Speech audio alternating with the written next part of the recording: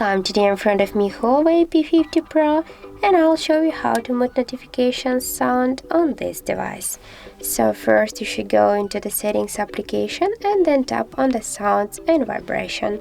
Here, as can you see, we got the notifications volume button. Just to mute your notifications, you should swipe this white dot to the left side with your finger. But as can you see, we got this volume panel supports not only notifications but also the messages and the ringtone. So I suggest you just to use this volume panel.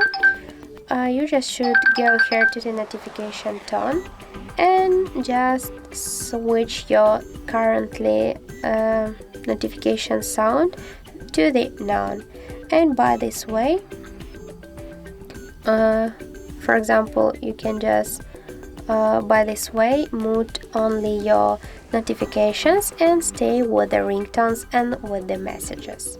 So that's it, that's how it looks. Thank you guys for watching, and if you find this video helpful, don't forget to leave a like, comment and to subscribe our channel.